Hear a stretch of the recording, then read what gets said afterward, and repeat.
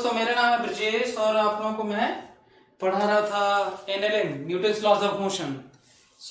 जल्दी से good evening, जल्दी से बताओ, सुनाई दे रहा है आप लोगों को? Is it Audible? बोलो, जल्दी बताओ तो मैं शुरू करूं। Am I audible to everyone? Yes, okay. Okay. चलो, आज हम लोग कुछ नई चीजें पढ़ने वाले हैं। हर क्लास में कुछ नई चीजें ऐड होगी, उसके एग्जाम्पल्स होंगे और उससे हम लोग सीखेंगे और उसके जो स्टेप्स होंगे उसको भी हम लोग फॉलो करेंगे। ठीक है, तो एक चीज ये है कि हम लोग, कोई बुक है क्या? चलो ऐसे ही देखो,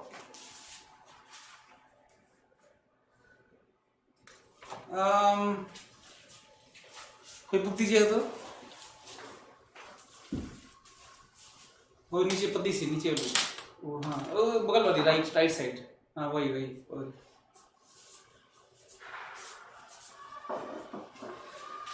ये देखो मेरे पास एक बुक है ना, ये मेरे पास एक बुक है ये, और इसको मैं खींच रहा हूं। इसमें रस्सी बंधा होता, मैं इसको खींचता, आप लोग देख सकते हैं।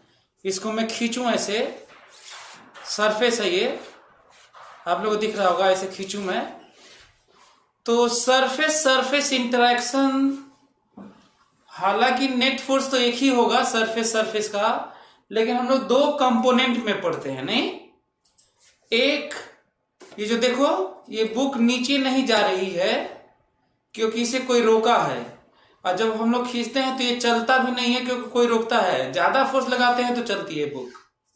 तो ये जो बुक दिख रहा था आपको, इस पे जो नीचे जो सरफेस था जिस पे रखा हुआ था, वो एक नॉर्मल फोर्स लगाता है, एक प्लेन के अलोंग लगाता है। तो हम लोग अगले चैप्टर में पढ़ेंगे कि जब सरफेस रफ होता है तो प्लेन में फोर्स लगता है, इधर या इधर, उधर खींचोगे तो इधर खींचोगे तो उधर, हमेशा रिलेटिव मोशन का अपोज करता है। जैसे कोई टेबल, चौकी, बेड कोई खींचते हो तो जल्दी चलता नहीं है, कम फोर्स लगाने पे तो नहीं चलता है। तो सरफेस इंटरेक्शन कितने तरह के फोर्स लगाते हैं भाई? हालांकि नेट तो एक ही लगाता है, और उसका जो फॉर्म होता है वो इलेक्ट्रोमैग्नेटिक इंटरैक्शन होता है, इलेक्ट्रोमैग्नेटिक फोर्स होता है। तो जितने भी कांटेक्ट फोर्स दुनिया के हैं, आप अपनी दुनिया में देखेंगे कांटेक्ट से पूरी भरी हुई दुनिया है। ये मेरे हाथ में मैं कांटेक्ट फोर्स लगाया हुआ हूं। So what is fundamental cause of contact force?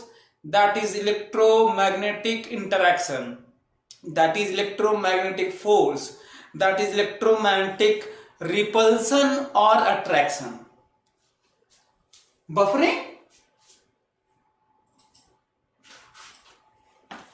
हो रहा क्या? बोल तो रहे, इसमें लगा दिए तो बोला, उधर वाला निकाल के इसमें लगा दिए, उधर वो बोला उधर राइट वाला। हाँ, इज इट ओके नाउ? जल्दी बोलो, अब सही है? ओके, चलो देखो, तो मैं ये बोल रहा था कि आप लोग देखे थे जब मैं इसको खींच रहा था, ऐसे जो समझा रहा था, तो जो सरफेस इंटरैक्शन होते हैं वो सब कांटेक्ट फोर्स में आते हैं। इसको मैं खींचूं तो सरफेस इंटरैक्शन कांटेक्ट फोर्स में आते हैं। तो दुनिया के जितने भी कांटेक्ट फोर्सेस हैं, मेरा ये वाला हाथ का सरफेस का, कहीं पे भी है ना, बैट बॉल इंटरैक्शन, कहीं भी सरफेस जो दिख रहा है, रस्सी का टेंशन, स्प्रिंग का force, viscous force, air resistance force, किसी भी तरह का जो आपको दुनिया में दिखता है, वो सारा इलेक्ट्रोमैग्नेटिक इंटरैक्शन होता है या इलेक्ट्रोमैग्नेटिक फोर्स होता है। या स्पेसिफिकली कहें तो इलेक्ट्रोमैग्नेटिक रिपल्सन या इलेक्ट्रोमैग्नेटिक अट्रैक्शन होता है। क्योंकि दुनिया में 4 ही फंडामेंटल फोर्सेस है, ग्रेविटेशनल फोर्स, इलेक्ट्रोमैग्नेटिक, वीक और स्ट्रॉन्ग। तो ग्रेविटेशनल तो सेलेस्टियल बॉडीज, यूनिवर्सल बॉडीज पे इफेक्टिव है। अब मेरे इन 2 हाथों के बीच में या इनके बीच में तो ग्रेविटेशनल फोर्स इफेक्टिव नहीं है, कोई मतलब नहीं उनकी बात करना। ये केवल स्टार प्लैनेट, स्टार गैलेक्सी या कोई बड़ा सा मासिव बॉडी अर्थ और मेरे बीच में इफेक्टिव है, और वो भी मेरे ऊपर ज्यादा इफेक्टिव है, अर्थ के ऊपर तो नहीं है, क्योंकि बहुत कम फोर्स होगा उसके लिए कुछ करने के लिए। तो ग्रेविटेशनल फोर्स इफेक्टिव है कहां पे? ग्रेविटेशनल फोर्स इफेक्टिव है बड़े बल्कि मास के लिए। बफरिंग हो रहा है, फिर बफरिंग हो रहा है क्या यार? कनेक्शन दिखा रहा है। No, okay. ग्रेविटेशनल फोर्स है कहां पे यूज होगा, समझ में आ ही रहा होगा। और वीक स्ट्रॉन्ग फोर्स न्यूक्लियस के अंदर बात होती है। न्यूक्लियस के अंदर, एटम के मतलब मास, मैटर के अंदर, मॉलिक्यूल के अंदर, एटम के अंदर, न्यूक्लियस में प्रोटॉन, न्यूट्रॉन के बीच में या उनके अंदर क्वार्क्स, उस लेवल में जब बात होती है तो इंटरेक्शन फोर्स होते हैं वीक और स्ट्रॉन्ग। तो 3 तो खत्म हो गए जो हम लोग मैकेनिक्स में पढ़ेंगे। वीक स्ट्रॉन्ग फोर्स न्यूक्लियस के अंदर, सब मॉडर्न और क्वांटम में चला जाएगा। अच्छा, ग्रेविटेशनल से स्टार गैलेक्सी उसमें चला गया, अर्थ, सन और ये वो मून। तो बचा क्या? इसका मतलब कहीं पे भी कोई फोर्स न समझ में आए तो तुम क्या बोल देना सही हो जाएगा? Electromagnetic interaction. क्या बोल देगा सही हो जाएगा? So what is fundamental cause of tension? What is fundamental cause of tension यार, जल्दी बताओ। What is fundamental cause of tension? इसका फंडामेंटल ये पार्ट यहां से ये इधर या यहां से इधर क्यों नहीं भाग जा रहा है? इस सेक्शन से क्यों नहीं टूट रहा है? What is fundamental cause of no breaking of this string from any section, from any point? हाँ, इलेक्ट्रोमैग्नेटिक अट्रैक्शन। ये मैं इसको इधर खींच रहा हूं और उसको उधर खींच रहा हूं, ये अलग नहीं हो रहा है किसी भी सेक्शन से। हर सेक्शन पे इतना स्ट्रॉन्ग अट्रैक्शन है मॉलिक्यूल्स के बीच में। What is fundamental cause of this repulsion? ये देखो, what is fundamental cause? Electromagnetic repulsion. What is fundamental cause of friction? Electromagnetic interaction force. What is fundamental cause of normal reaction? Electromagnetic repulsion. What is fundamental cause of spring force? Electromagnetic interaction. जितना भी दुनिया में ये board टंगा हुआ है तुम्हारे सामने, पीछे से कोई हुक लगा होगा, वो कौन सा फोर्स लगा है? फंडामेंटल। उन 4 फोर्स में का नाम बताओ। mg लगा रहा है? नहीं।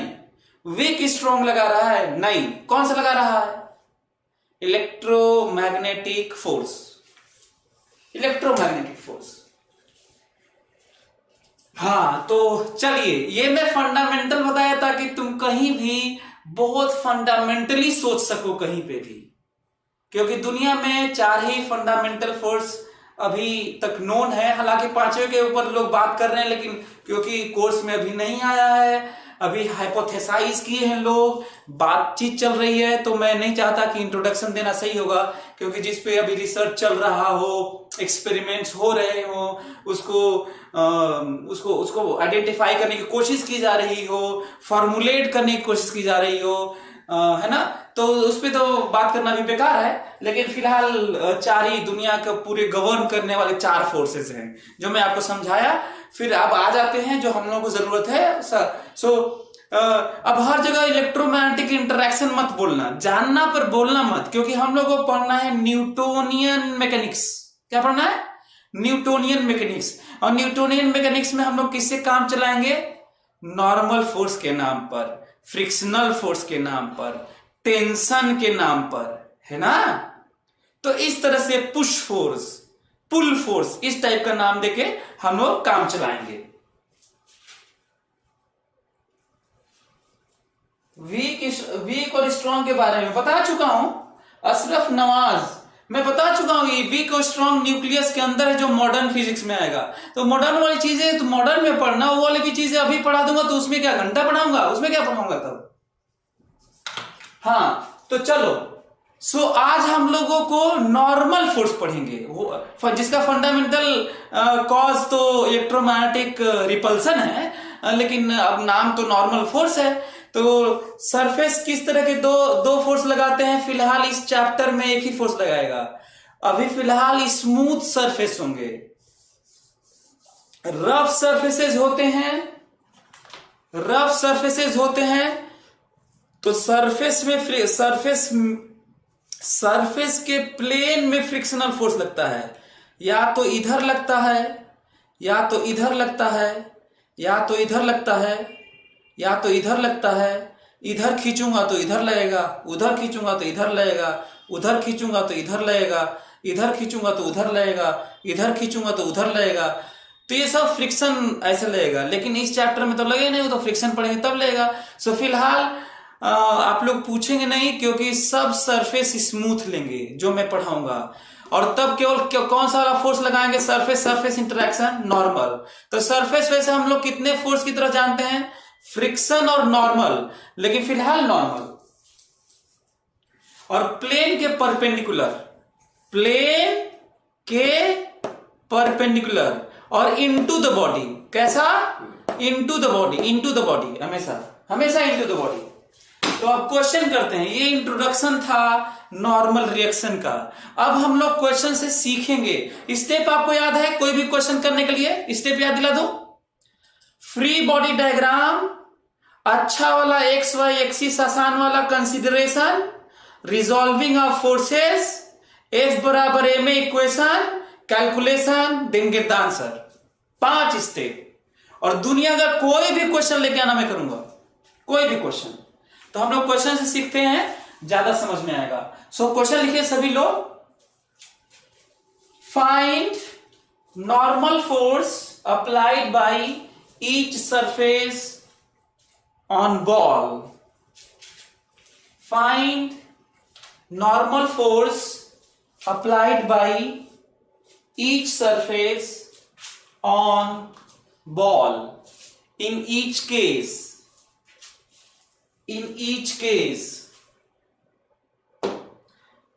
देखें आप लोग, सभी लोग देखो, ये रहा बॉल, बल्कि बॉल को मैं रेड से बनाता हूं। ये रहा बॉल, ये भी बॉल, ये भी बॉल,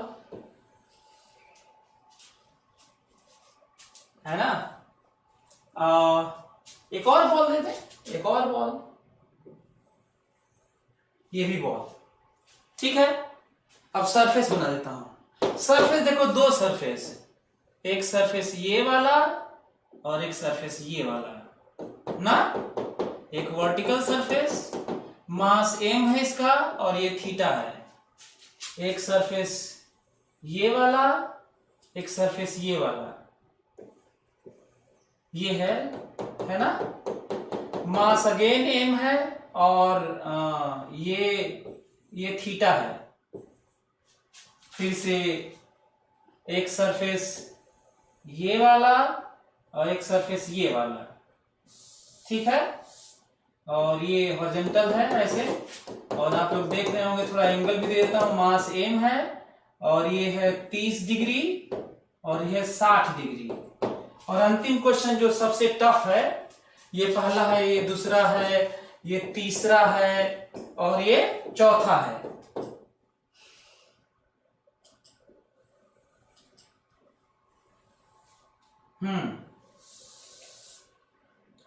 आप लोग देखिए कितना इंटरेस्टिंग है।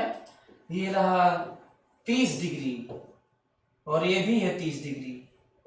ठीक है, ये मास है, ये सरफेस है। हमें लगता है कि आप लोगों को क्वेश्चन तो समझ में आ ही रहा होगा। क्यों? तो आप लोगों को बताना है, कई लोगों का नेट स्लो चल रहा है, तो अब क्या किया जाए? आपका नेट स्लो चल रहा है तो हम लोग को बताना है कि जो बॉल्स, अच्छा इन्हीं से हम लोग नॉर्मल रिएक्शन सीख जाएंगे। एक ये पॉइंट है ना, नॉर्मल रिएक्शन लगाना सीख जाएंगे। तो आपको बताना है कि चार क्वेश्चन दे दिया हूं मैं, और आप लोगों को बताना है कि हर सरफेस के द्वारा इस बॉल पर कितना कितना फोर्स सरफेसेस लगा रहे हैं। बॉल तो रेस्ट में है ही, आप लोग देख ही रहे हैं। तो हम लोग आज सीख जाएंगे, ज्योमेट्री का यूज सीख जाएंगे, और बाकी जो 5 स्टेप है किसी भी क्वेश्चन को करने के, वो तो लगाएंगे ही। तो सभी लोग जल्दी जल्दी इसको ट्राई करो और देखो कि तुम लोग कर पाते हो कि नहीं। जल्दी से पहला क्वेश्चन आप लोग ट्राई करिए जल्दी से, और सीखते हैं इसको।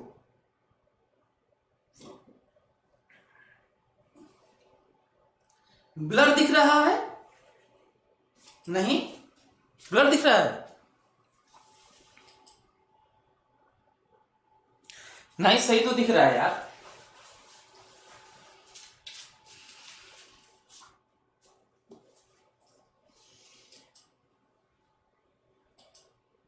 हाँ, चलो जल्दी से इसको करो ना। चारों को अभी नहीं करना है, ये 3 को आप लोग घर पे करिएगा। फिलहाल एक ठो करिए आप लोग, ताकि नॉर्मल सीखें हम लोग ना। जल्दी से करो।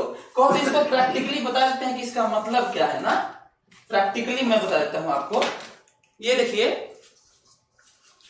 जैसे ये है, तो आप लोग प्रैक्टिकल देख लो। एक वर्टिकल वॉल है ना, एक वर्टिकल है और एक देखो ऐसे दिख रहा होगा। एक वर्टिकल वॉल है, एक हॉरिजॉन्टल है। तो इसमें रखा हुआ बॉल तो रेस्ट में तो है ही, रेस्ट में एक्सेलरेशन 0, फोर्सेस बैलेंस्ड हैं। तो फोर्सेस बैलेंस्ड हैं तो बताना है कि जो दोनों कॉपी है, जो पहला क्वेश्चन है, दूसरा क्वेश्चन ऐसे हो जाएगा, ऐसे दूसरा क्वेश्चन है, तीसरा क्वेश्चन ऐसे हो जाएगा, चौथा क्वेश्चन ऐसे हो जाएगा। हमें लग रहा है कि आप लोग समझ भी रहे होंगे। हाँ, तो बताना है कि फोर्स कितना लग रहा है। जल्दी करिए। आप लोगों को एक्सपेरिमेंट भी करके मैं बताता रहता हूं, ताकि आप फिजिक्स को ज्यादा महसूस कर पाए कि ये बाकी सब्जेक्ट से कहीं ज्यादा आपके करीब है, और आपके घर में वो सारी चीजें मौजूद हैं जिनसे आप एक्सपेरिमेंट कर सकते हैं, कम से कम मैकेनिक्स के।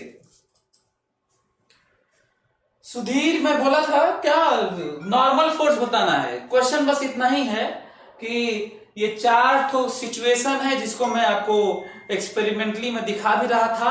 बताना है कि हर सरफेस के द्वारा कितना फोर्स लग रहा है बॉल पर। बॉल रखा हुआ था, अभी आपको मैं दिखाया भी था, तो कितना फोर्स लग रहा है। जल्दी से करिए। ट्राई कर लिए कई लोग, जल्दी करो यार। बाकी कुछ आंसर बताओ। ज्योति, कुछ आंसर आया? सुधीर, हाँ जल्दी करो सुधीर, ट्राई करो तो जरा। सुधीर,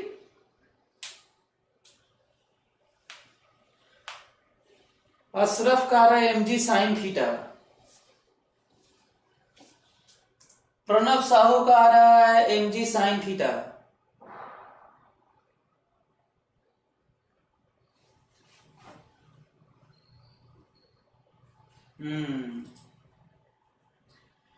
आशीष का लग रहा है सही है, mg by sine theta and m dash is mg cot theta. एक बच्चे का, आशीष का सही लग रहा है। जल्दी से, मैं आधा मिनट और टाइम दूंगा तुम्हें, बस आधा मिनट से ज्यादा नहीं। और ये सब तुम्हारे घर के लिए छोड़ दूंगा, क्योंकि जब मैं एक बता दूंगा तो उसी बेस पे तुम्हें ट्राई करना होता है ना। तो एक सीख लेंगे, हर mg sin थीटा, नहीं गलत है। चलो मैं देखता हूं, चलो सीखते हैं ना। और ऐसा सीखो तुम लोग, ऐसा सीखो। मैं केवल देखो आंसर नहीं लाऊंगा, मैं आपको बताऊंगा कि बाकी तीनों को कैसे ही करना ना। चलो स्टेप को फॉलो करते हैं। 5 स्टेप में पहला फ्री बॉडी डायग्राम। तो मैं बॉल का फ्री बॉडी डायग्राम बनाने जा रहा हूं। चलो देखो ध्यान से, ये रहा बॉल, ये रहा बॉल, और बॉल के अलावा मैं कुछ नहीं बनाऊंगा, केवल बॉल बना बस। अब मैं केवल फोर्स दिखाऊंगा, कोई वॉल नहीं बनाऊंगा, ग्राउंड नहीं बनाऊंगा, रस्सी, स्प्रिंग, सरफेस कुछ नहीं बनाऊंगा, बॉल केवल बनाऊंगा। अब उस पे फोर्स दिखाऊंगा। सबसे पहले मैं mg दिखाऊंगा, आप लोगों को याद होगा तो सबसे पहले जो अर्थ लगाती है mg दिखाऊंगा। This is mg। कौन लगाता है ये? अर्थ बॉल पर लगा रही है, जो वर्टिकली डाउनवर्ड हमेशा लगता है। अब मैं काउंट करूंगा कि कितने कॉन्टैक्ट्स थे।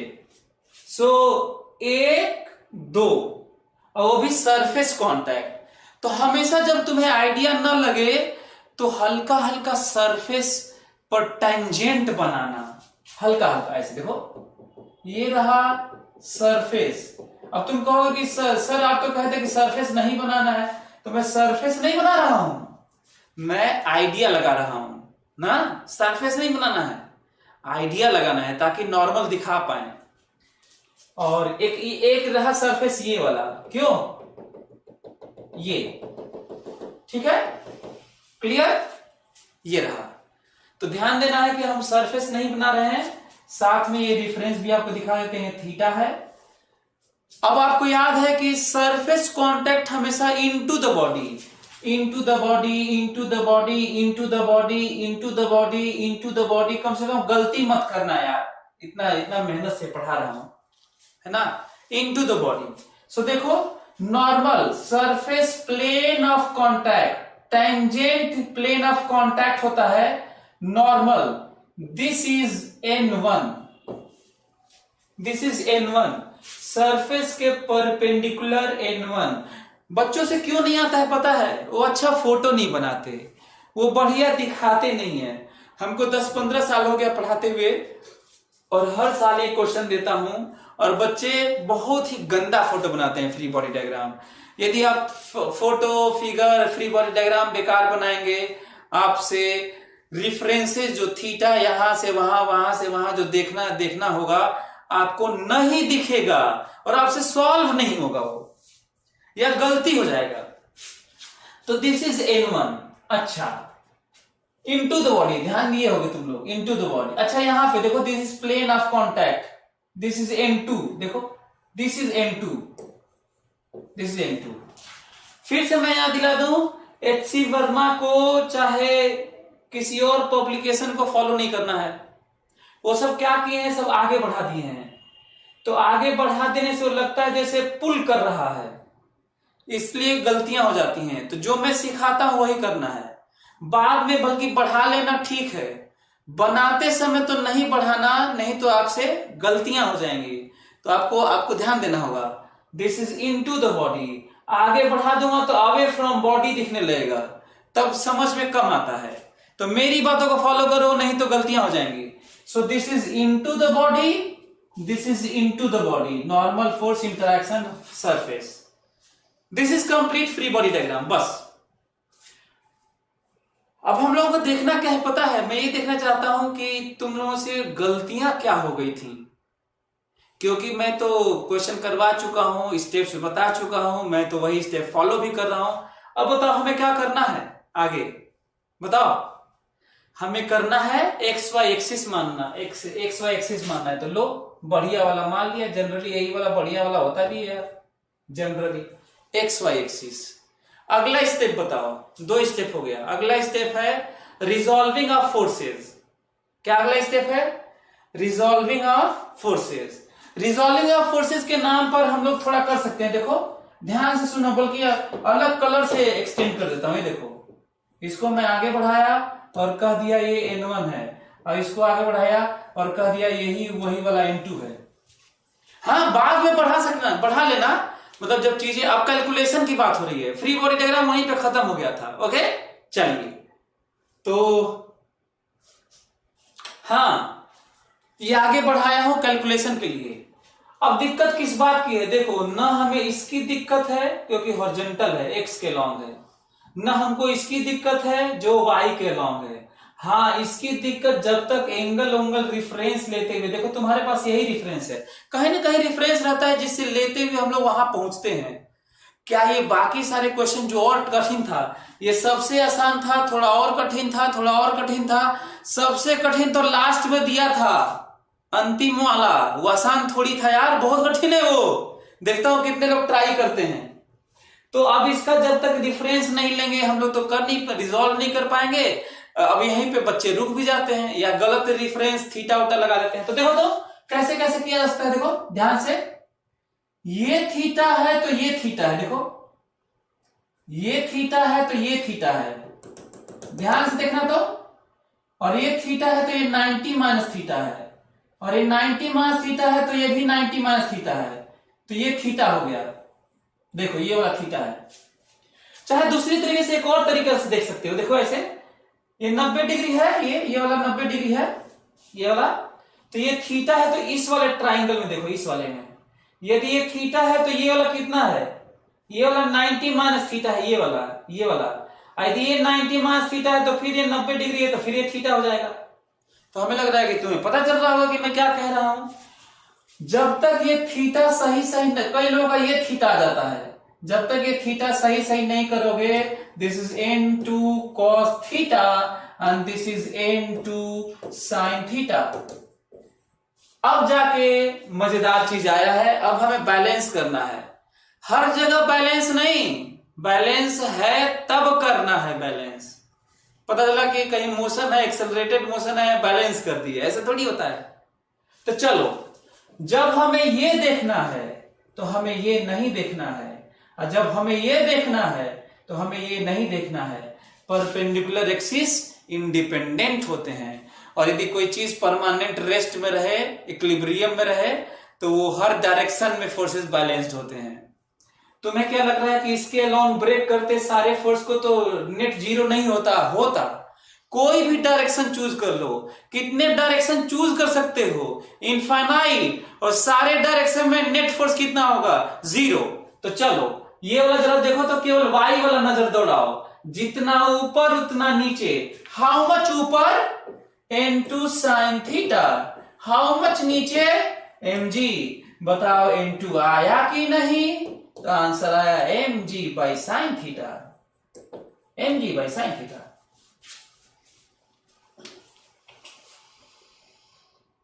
mg by sin theta. अब बताओ, जितना इधर उतना इधर, कोई दिक्कत, जितना इधर उतना उधर। हाउ मच इधर, जल्दी जल्दी बताओ, हाउ मच इधर, n1, हाउ मच उधर, n2 cos theta.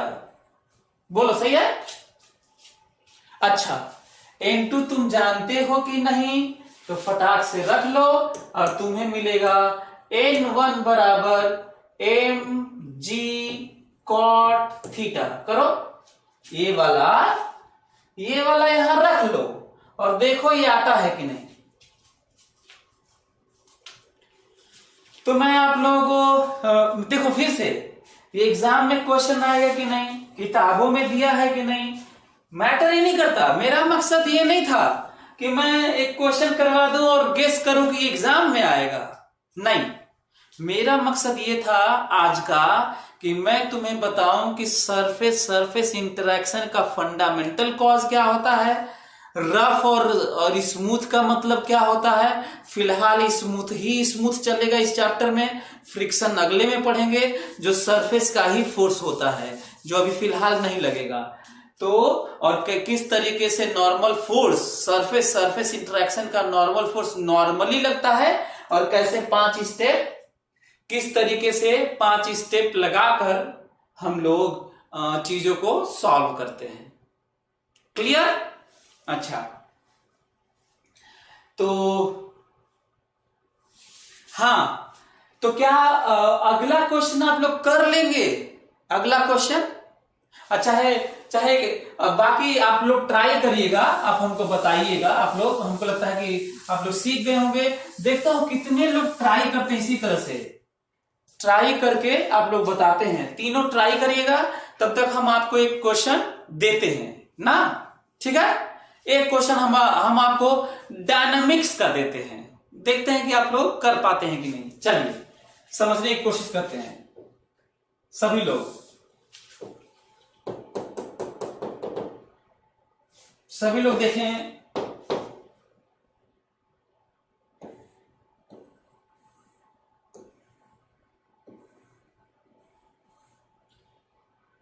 M1 M2 force F, और ये है स्मूथ ना, नहीं कहते तो भी स्मूथ ना। चलो, find acceleration of each block, find acceleration of each block and force and normal force between the blocks, and normal force between the blocks. जल्दी करो, सभी लोग करो। ये हॉरिजॉन्टल सरफेस है ना, ये सरफेस हॉरिजॉन्टल है, जल्दी से करिए। Find acceleration of each block and normal force between the blocks, या फिर यूं। अच्छा हाँ, आज हम लोग ये भी सीख रहे हैं, डायनामिक्स भी सीख रहे हैं। स्टैटिक खत्म हो गया, अब लोग देखें कि अभी तक स्टैटिक की बात होती रही, अब डायनामिक्स की बात है। कहिए तो मैं बता दूं कैसी बात है। देखिए ऐसी बात है ना, ये देखिए ऐसी बात है।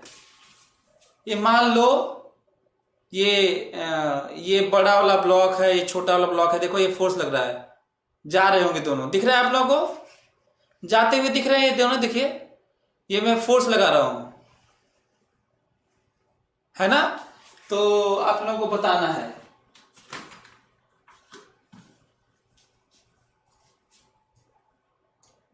जल्दी सभी लोग जल्दी से M1 M2 का फ्री बॉडी डायग्राम बनाओ ना, जल्दी से सभी लोग। अवधेश यादव, ये क्या मास बराबर ए कर दिए हो यार, ए बराबर मास थोड़ी होता है यार, एक्सेलरेशन बराबर मास कर दिए हो तुम।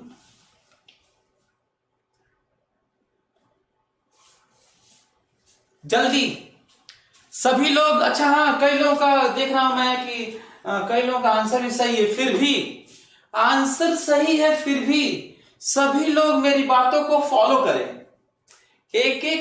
सभी लोग मेरी बातों को फॉलो करें जल्दी से। क्या फॉलो करना है? सभी लोग कॉपी में M1 M2 का फ्री बॉडी डायग्राम बनाओ और देखो कि तुमसे क्या गलती हो जा रही है। जल्दी जल्दी चेक करना, जल्दी।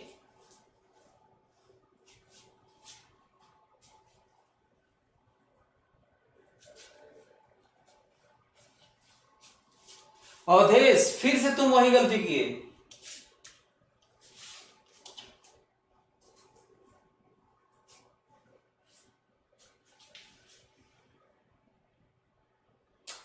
ओके ठीक है, इट्स ओके फाइन। जल्दी से सभी लोग, हमें पता है जो लोग कर लिए होंगे हो सकता है उनसे भी गलतियां हो जाए, सही भी कर सकते हैं हालांकि। तो जल्दी से M1 M2 का फ्री बॉडी डायग्राम बनाओ, मैं भी बनाता हूं, आप लोग चेक करिए। चलिए आप लोग चेक करिए। देखिए ये रहा M1, ध्यान से सभी लोग देखो, तो जरा, ये रहा M1 का फ्री बॉडी डायग्राम। एक लोग देखो ताकि कोई भी अब क्वेश्चन करने के लिए आज के बाद तैयार हो जाना, क्योंकि डायनामिक्स भी शुरू हो गया, आज ही डायनामिक्स शुरू हो गया। ये रहा M1 फोर्सेस, देखो सभी लोग फोर्स देखो। सबसे पहले तो मैं लगाऊंगा M1G, जो फील्ड फोर्स है, जो दिखता नहीं है, जो फील्ड फोर्स है, जो दिखता नहीं है, सबसे पहले तो मैं वही लगाऊंगा। उसके बाद मैं देखूंगा कि कट हो कांटेक्ट है। देखो तो इस M1 से कितने कांटेक्ट है? एक तो सही में फोर्स ही दिया गया था, कोई एक्सटर्नल मैं, ये मैं हूं, ये मैं हूं। तो एक तो मेरे से कांटेक्ट है, एक तो नीचे सरफेस से कांटेक्ट है, एक इधर M2 के सरफेस से कांटेक्ट है। तो 3 और लगाना है, तो 3 लगाया। एक तो ये लग ही रहा था, एरो बहुत जरूरी है। एक तो ये लग ही रहा था, एक यहां पर था, into the body N dash, और एक यहां पर था, into the body N। This complete free body diagram. This is complete surface normal into the body, surface normal into the body. ये तो दिया ही गया था mg। This is complete free body diagram, complete free body diagram. और एक और चीज, free body diagram में लाइन बना के छोड़ मत देना, एरो लगाना बहुत जरूरी है। Arrow arrow arrow arrow arrow.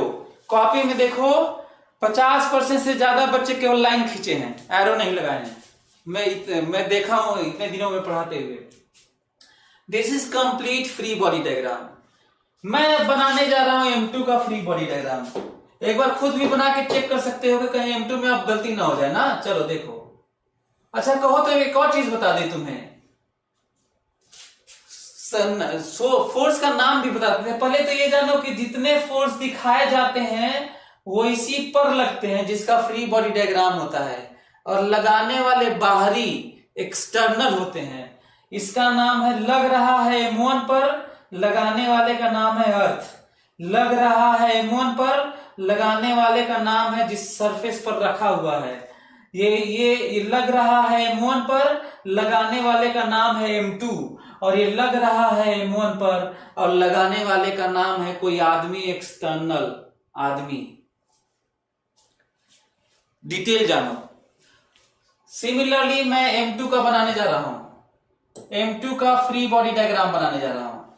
ध्यान से देख लो M2 का। सबसे पहले field force arrow M2G contact गिनूंगा मैं। अब मैं कांटेक्ट गिनूंगा M2 का कांटेक्ट दो ठो कांटेक्ट। एक ठो M1 सरफेस कांटेक्ट M1 के साथ, और एक नीचे वाला। 2 ठो कांटेक्ट दिख रहा है तो 2 ठो और लगाऊंगा इस पे। 2 कांटेक्ट, एक यहां पर कांटेक्ट इनटू द बॉडी, यहां पे N डैश है, यहां पे N1 कर लेते हैं, N डैश N1 N। यहां पे भी कांटेक्ट है, देखो M2 के इधर वाले सरफेस पर कांटेक्ट है, इधर वाले सरफेस पर पता है, इनटू द बॉडी, और इसका भी नाम N है। यदि इसका अलग अलग नाम रख दोगे तो तुम न्यूटन के 3rd लॉ को वायलेट कर दोगे। यही उनकी प्योर अपनी डिस्कवरी थी। एक्शन रिएक्शन है एक दूसरे पर, बराबर मैग्नीट्यूड के और अलग अलग बॉडी के अपोजिट डायरेक्शन में लगते हैं। तो कई बच्चे ये भी गलती करते हैं, यहाँ पे N1 N2 लिख देते हैं। हाँ यहाँ पे अलग अलग रहेगा, ये अलग अलग, ये एक्शन रिएक्शन थोड़ी है यार, ये एक्शन रिएक्शन नहीं है। ये रहा detail free body diagram. This is complete free body diagram of M1 and M2। अगला स्टेप याद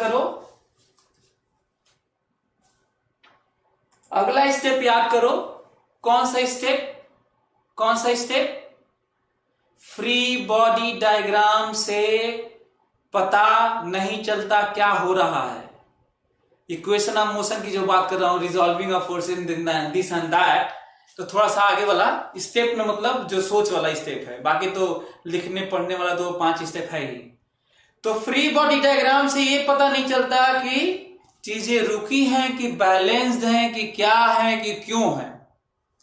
फ्री बॉडी डायग्राम से पता नहीं चलता कि m डैश ज्यादा है, कि m1g ज्यादा है, कि n ज्यादा है, कि f ज्यादा है, कि दिस ज्यादा, कि दैट ज्यादा, कि ये ज्यादा, कि कुछ पता नहीं चलता। कहां से पता चलता है भैया, कहां से पता चलता है बताओ।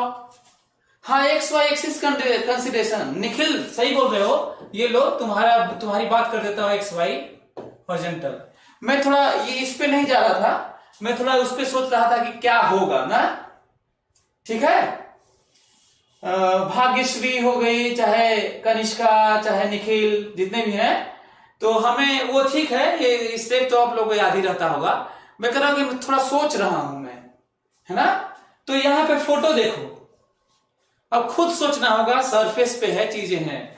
इसका मतलब ये लेके सरका के जाने वाला है, ये सरका के लेके इधर जाने वाला है, इधर चलने वाले नहीं है। क्यों? क्योंकि mg खींचना चाहता है तो नॉर्मल रोक देता है। जैसे हमको, मैं नीचे, अर्थ मुझे नीचे खींच रही है पर सरफेस नीचे जाने नहीं दे रहा है ना। तो बस जाने नहीं दे रहा है। यदि मैं कूदना होगा, ऐसे कूदूंगा, तो जिस समय हम लोग कूदते हैं तो हम लोग एक्सेलरेट होते हैं। एक्सेलरेट कौन करता है? नॉर्मल mg से ज्यादा होता है। तो वो सब तो होना नहीं है, ये ब्लॉक अपने से कूदेंगे तो है नहीं, है ना। तो वर्टिकल बैलेंस है, केवल मोशन इधर होगा, ये बैलेंस है, ये बैलेंस है। सो बैलेंस है तो लिख लेता हूं, जितना ऊपर उतना नीचे। ये तो काम खत्म हो गया, जितना ऊपर उतना नीचे। ये फ्री बॉडी डायग्राम से नहीं, फ्री बॉडी डायग्राम से नहीं, यहां से पता चल रहा है क्या करना है। तो चलो, वाई एक्सिस का काम तो खत्म हुआ, वाई एक्सिस का काम तो खत्म हुआ,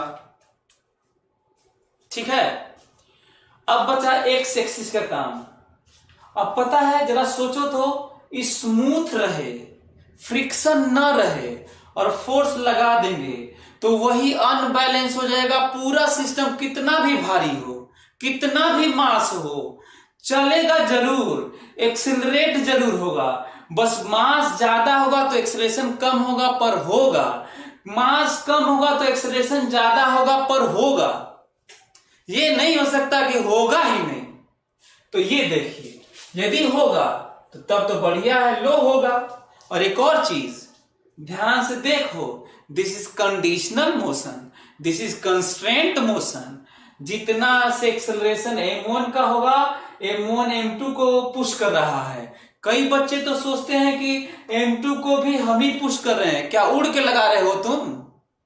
उड़ के लगा रहे हैं, यहां पे उड़ा के f को नहीं, m2 को m1 चला रहा है फोर्स लगा के। देख लो यहां, इसको हम थोड़ी चला रहे हैं। इनडायरेक्टली कह सकते हो कि हमारा ही ट्रांसमिशन ऑफ फोर्स है। It's okay, fine. लेकिन कई बच्चे एफ को यहां भी लगा दे, पता नहीं कैसे। ये नहीं करना है, क्लियर? अच्छा, जब यहां से पता चल गया कि दोनों का एक्सेलरेशन सेम होगा, तब मैं यहां पर, अच्छा गड़बड़ मत करना, फ्री बॉडी डायग्राम में ये सब ए नहीं होता, ठीक है। अब मैं कैलकुलेशन का हिसाब किताब बना रहा हूं, दोनों का एक्सेलरेशन सेम होगा, ये भी मैं यहां से लिख पाया हूं, है ना। और पिछले वाले में एक और चीज यार ध्यान रखना, हालांकि मैं स्प्रिंग वाले में बताया होगा, जिस समय टेंशन वोंशन फोर्स लगा देते हैं तो रिजॉल्व करके फ्री बॉडी डायग्राम नहीं होता। वो तो कैलकुलेशन, इक्वेशन आगे बढ़ जाने वाली बात होती है। जैसे फोर्स रहता है वही फ्री बॉडी डायग्राम होता है। ए और ए बोलो। अच्छा हाँ, इधर तो मत देखना, स्टडी हो चुका है, इधर मत देखना, स्टडी हो चुका है। अब केवल यही वाला हम लोगों को बचा है दो फ्री बॉडी डायग्राम के लिए। चलो लिखते हैं, सभी लोग देखें, सभी लोग देखें जरा। अब हमको ये बताओ कि एफ ज्यादा कि एन ज्यादा, कि दोनों बराबर की क्या? एफ ज्यादा कि एन ज्यादा, कि दोनों बराबर की? कुछ कह नहीं पाएंगे, बोलो दोनों में से कौन ज्यादा? एफ ज्यादा। क्यों एफ ज्यादा? क्योंकि जिधर एक्सेलरेशन होता है उधर ही नेट फोर्स होता है, उधर ही रिजल्टेंट फोर्स होता है, वही उधर की तरफ अनबैलेंस नेट फोर्स होता है, और उधर वाले टोटल नेट ज्यादा होते हैं। इसका मतलब जरूर F ज्यादा होगा, जिधर एक्सेलरेशन उधर ज्यादा फोर्सेस, उल्टे वाले कम। सिंपल सी बात है, इसमें कोई रॉकेट साइंस कोई बड़ी सी बात नहीं लग रही है। लिखता हूं इधर नेट फोर्स बताओ। सबसे तो पहले ये जानो कि मैं लिखने क्या जा रहा हूं। पहले तो ये जानो कि मैं क्या लिखने जा रहा हूं। F बराबर ma लिखने जा रहा हूं। पहले तो ये जानो F बराबर ma, न्यूटन सेकेंड लॉ लिखने जा रहा हूं। जरा F नेट बताओ। F माइनस n बराबर m1a। F माइनस, हाँ एक और स्टेटमेंट आपके लिए, जिधर एक्सेलरेशन उधर ही प्लस मान लो तो उल्टा वाला माइनस होगा। जैसे F माइनस n बराबर m1a। और यहां पे देखो ये वाला मत जोड़ना, ये सब नहीं, तो वर्टिकल में है, केवल हॉरिजॉन्टल, केवल एक अनबैलेंस फोर्स है F बराबर ma m2a। बस इतना ही लिखना था, और इतना लिखने के बाद जल्दी से तुम लोग जोड़ लो, n कैंसिल हो जाएगा और तुम्हें F मिलेगा m1 प्लस m2a,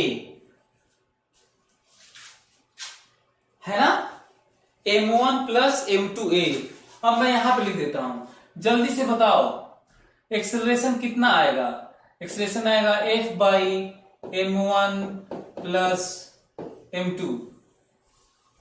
सही है, एक्सेलरेशन इतना ही आएगा। बोलो। और अगला पॉइंट, यहां से यदि हम लोग कहें कि इस A को देखो, इस A को जो A है, यदि A को यहां रख लोगे तो भी दोनों के बीच का n, इनके बीच में पता है ना, इनके बीच में आपस में n है एक दूसरे पर, यहां पर है ना, तो वो n है, देखो ये वाला एक दूसरे पर, दोनों ब्लॉक के बीच में n है, तो ये n यही है। तो कैलकुलेट कैसे होगा, A को यहां रख लो चाहे यहां रख लो, दोनों से सेम आएगा, पर यहां रखोगे तो थोड़ा लंबा होगा, यहां रखोगे तो थोड़ा छोटा होगा। तो जल्दी से बताओ n कितना आएगा। n आएगा m2 F by m1 plus m2। हो गया, इतना ही पढ़ाई करना था, बस इतना ही पढ़ना था। देखो मैं सलूशन है और ऐसा नहीं, मैं आपको बार बार रिपीट कर रहा हूं, मैं आपको ये चीज बता रहा हूं कि हम लोग चीजों को करें कैसे, है ना, डिटेल चीज बता रहा हूं मैं, हर एक चीज जो उससे रिलेटेड हो सकती है। अच्छा, एक और चीज जो हम लोग को ज्यादा जरूरी है, जरा देखो तो इसका क्या मतलब है। पता है, जब अलग अलग सेक्शन, अलग अलग फ्री बॉडी डायग्राम को अलग अलग बनाने के लिए बनाकर, जब सिस्टम के हर एक पार्ट को अलग अलग जब हम लोग इक्वेशन लिखते हैं और जब उनको जोड़ते हैं, तो जानते हो कौन से फोर्सेस कैंसिल होते हैं, वो जो आपस में इंटरनल वाले लगते हैं ना, आपस में वही सब कैंसिल होते हैं हमेशा। क्लियर? फिर सुनो, जब हम लोग किसी सिस्टम बड़ा सा उसके छोटे छोटे पार्ट का स्टडी करते हैं, उनका फ्री बॉडी डायग्राम बनाते हैं, उनका इक्वेशन ऑफ मोशन लिखते हैं, एक दूसरे के लिए एक्सटर्नल की तरह बिहेवियर होता है, जब उनका इक्वेशन को जोड़ते हैं तो कौन सी चीजें कैंसिल होती हैं वो मैं पहले ही बता रहा हूं, जो आपस में लगता है वो सब कैंसिल होता है। यही कारण है कि मैं इस फंडामेंटल तरीके से न जाकर, जो कि जरूरी था वैसे, शॉर्टकट, हमेशा मैं शॉर्टकट की बात करूंगा। यदि मैं शॉर्टकट बात करूं, मैं कहूं कि जल्दी करना है, एक लाइन में करना है, वो भी पैरेलल में डेवलप करते चलो, अपने ब्रेन को ट्रेनिंग देते चलो। तो क्या करेंगे वो भी देख लो। चलो देखो, माना कि हमें फ्री बॉडी डायग्राम नहीं बनाना है, माना कि हमें फ्री बॉडी डायग्राम नहीं बनाना है और बहुत तेज हो चुके हैं, बहुत फास्ट हो चुके हैं और काफी कुछ आइडिया लग चुका है, तो हमको करना होगा तो मैं ऐसे चुटकी में करूंगा। मैं करूंगा ऐसे, कहूंगा ऐसा है भाई, ये रहा complete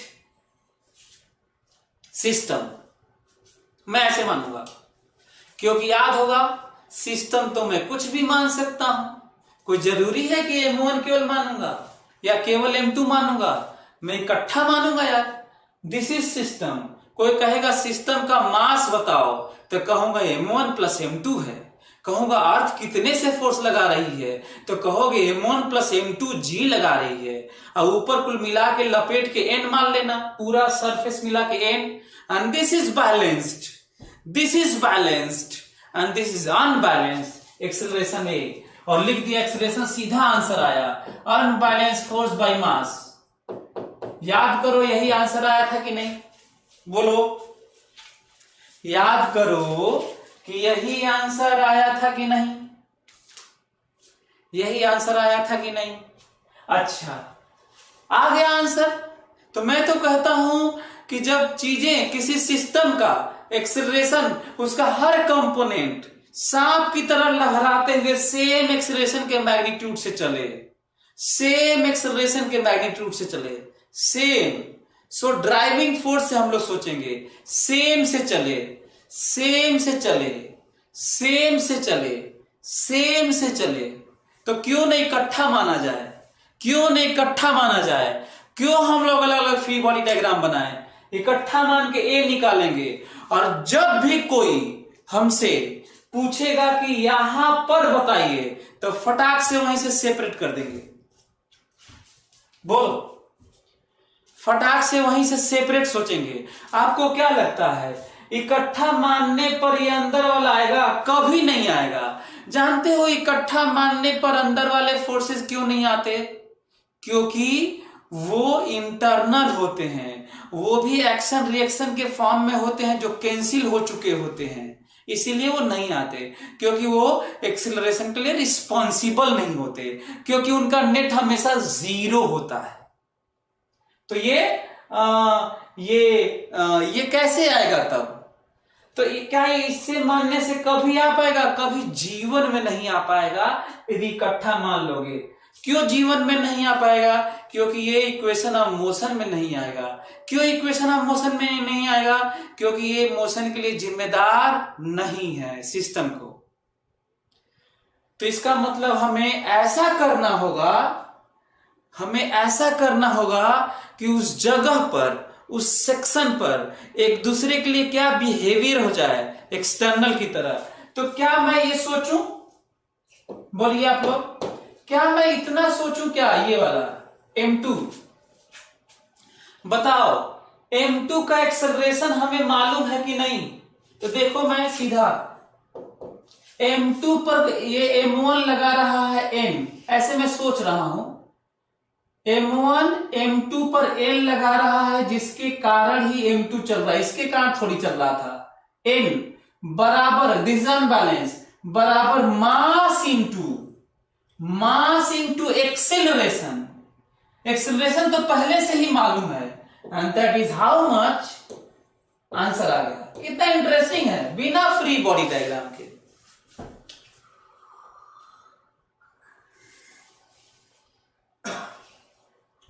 M2A, not M1A। Ashraf Nawaz, not M1A, M2A।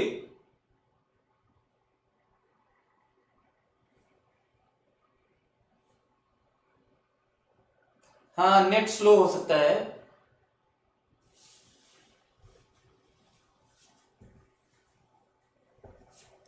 तो आप लोग देख सकते हैं कि किस तरीके से मैं डिटेल बताया। मैं करवाया तो 3 क्वेश्चन होम असाइनमेंट दे दिया मैं आप लोगों को, और आप लोगों को मैं एक क्वेश्चन, 2 क्वेश्चन बढ़िया बढ़िया करवाया।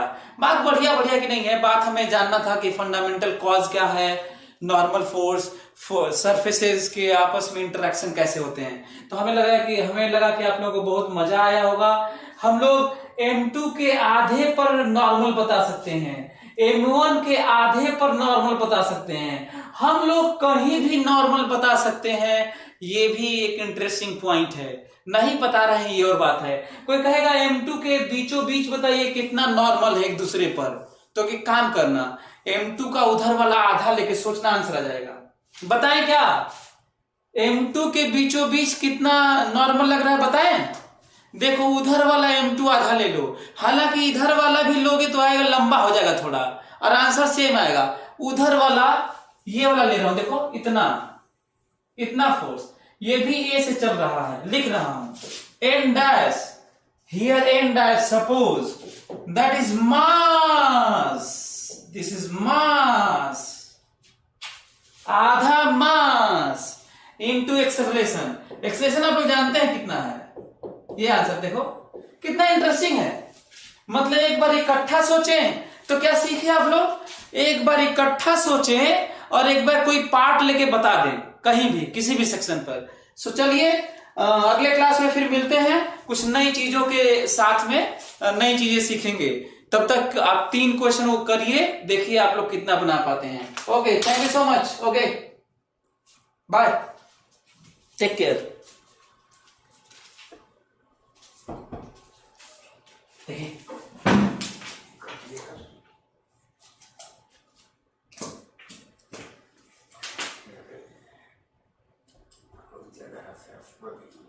क्या